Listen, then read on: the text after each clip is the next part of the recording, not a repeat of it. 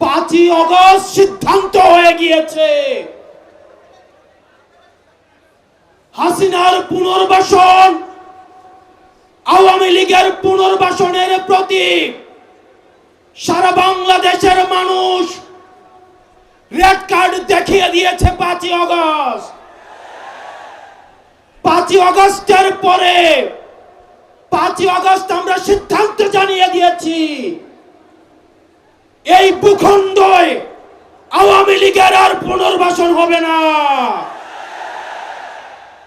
যেই আওয়ামী লীগ আমাদের দাড়ি টুপিওয়ালা ভাইদেরকে বাইতুল মুকাররমের সামনে থেকে টেনে টেনে রাস্তায় নামিয়ে এনেছিল, সেই আওয়ামী লীগের আর পুনর্বাসন হবে না।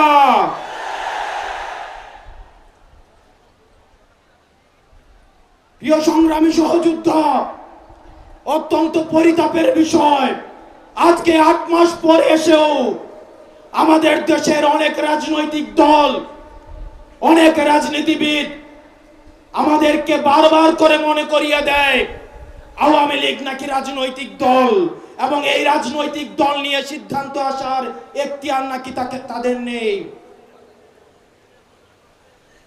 ডক্টর মোহাম্মদ ইউনূস গত কিছুদিন আগে বলেছেন আগামী নির্বাচনে আওয়ামী লীগ অংশগ্রহণ করবে কি করবে না সেটি সিদ্ধান্ত নাকি আওয়ামী লীগের।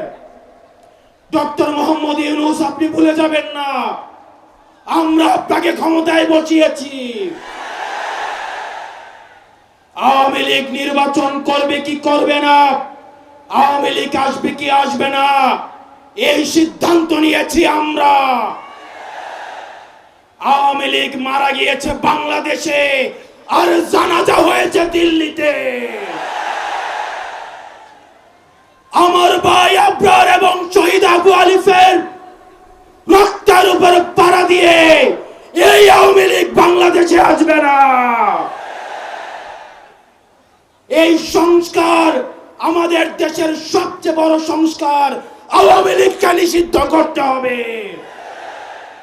কোন কিন্তু অথবা নেই, আচ্ছা দেখছি এরকম কিছু নেই, আওয়ামী লীগকে নিষিদ্ধ করতেই হবে।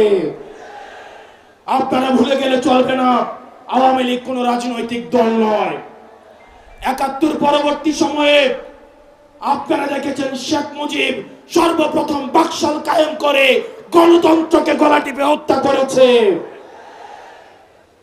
এই বাকশালী দিয়ে ৩০,০০০ জাসদ কর্মীকে হত্যা করে সারা বাংলাদেশে কসাইতন্ত্র কায়েম করেছে।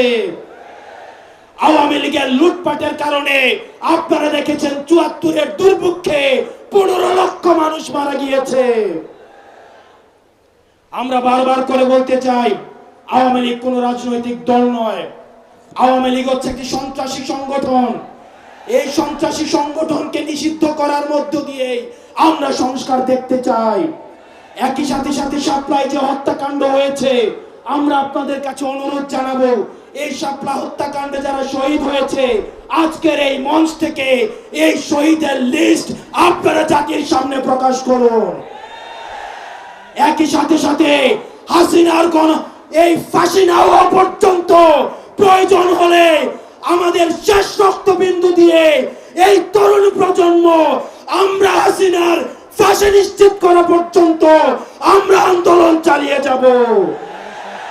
এবং নারী সংস্কার নিয়ে যেই কনসার্ন আপনাদের কাছ থেকে এসেছে, আমরা চাই ডক্টর মোহাম্মদ ইউনূস এই কনসার্নগুলোকে আপনি অতি সত্বর অ্যাড্রেস করবেন, এবং অপ্রয়োজনীয় যে সংস্কারগুলো রয়েছে সেদিকে পাশ কাটিয়ে প্রয়োজনীয় যে সংস্কারগুলো রয়েছে যেটির মধ্য দিয়ে নারীদের অধিকার নিশ্চিত হয়, যেটির মধ্য দিয়ে নারীদের সম্মান নিশ্চিত হয়, এবং আমাদের দেশের ধর্মীয় এবং কালচারাল সাংস্কৃতিক যে সম্মান অক্ষুণ্ণ থাকে, সেই অধিকারগুলো সেই সংস্কারগুলোতে আপনাকে জোর দেওয়ার জন্য আহ্বান জানাচ্ছি।